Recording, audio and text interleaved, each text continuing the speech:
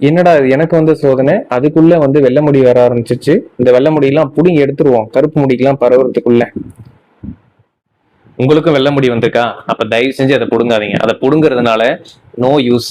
புடுங்கிட்டா வந்து நமக்கு மற்ற முடிக்கெல்லாம் வந்து எனக்கு ஒயிட் கலர் வந்து ஸ்ப்ரெட் ஆகாது அப்படின்னு எந்த ஒரு இதுவுமே இல்லை. இது வந்து ஒரு மித்து தான். அப்போ முடிக்கு ஆக்சுவலி கலர் கொடுக்கறது யாரு அப்படின்னா மெலனின் அப்படிங்கிற ஒரு பிக்மெண்ட் தான். அந்த பிக்மெண்ட் தான் நமக்கு வந்து நம்ம ஸ்கின்க்கும் கலர் கொடுக்குற பிக்மெண்ட் தான் வந்து நமக்கு ஹேருக்கும் வந்து கலர் கொடுக்குது. ஓகேவா? இதை நம்ம எங்க கம்பேர் பண்ணலாம் அப்படின்னா வெள்ளைக்காரங்களோட கம்பேர் பண்ணலாம். அவங்களுக்கு வந்து மெலனின் பிக்மெண்ட் வந்து கம்மியா இருக்கும். அதனாலதான் அவங்க முடி என்ன கலர்ல இருக்கு, கிரே கலர்ல இருக்கு, இல்லைன்னா ஒயிட் கலர்ல இருக்கு. அதே நமக்கு வந்து இந்தியன்ஸ்க்கு எல்லாமே எப்படி இருக்கு அப்படின்னா, ஏன் வந்து நமக்கு பிளாக் கலர்ல இருக்குன்றது நமக்கு தெரியும். மெலனின் கண்டென்ட் வந்து நமக்கு அதிகமா இருக்கனால நமக்கு வந்து பிளாக் கலர்ல இருக்கு.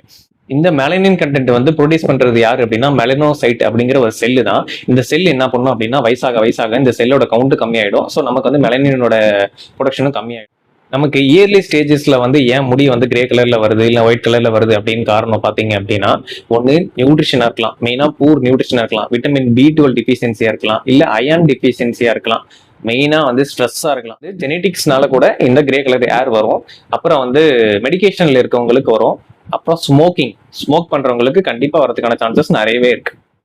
ஓகே, இந்த ரீசன்ஸ்லாம் நம்ம வந்து ரெக்டிஃபை பண்ணோம் அப்படின்னாலே வந்து நமக்கு இந்த முடிஞ்ச அளவு என்ன பண்ணலாம், அந்த கிரே கலர் ஏரை குறைச்சிக்கலாம். மூலியமா கிரே கலர் ஏரை வந்து புடுங்குறது மூலியமா நம்ம குறைச்சிக்க முடியுமா அப்படின்னு கேட்டா அது வந்து கிடையாது. புடுங்க என்ன ஆகும், அந்த ஃபாலிக்கல் இருக்கிற ஏர் வந்து நல்லா ஸ்ட்ராங்கா வளரும். அதோட திக்னஸ் வந்து அதிகமாகும். இளநரையால பாதிக்கப்படுற உங்க ஃப்ரெண்ட்ஸுக்கு இதை ஷேர் பண்ணி விடுங்க. அவங்களுக்கு வந்து யூஸ்ஃபுல்லா இருக்கட்டும். தேங்க்யூ.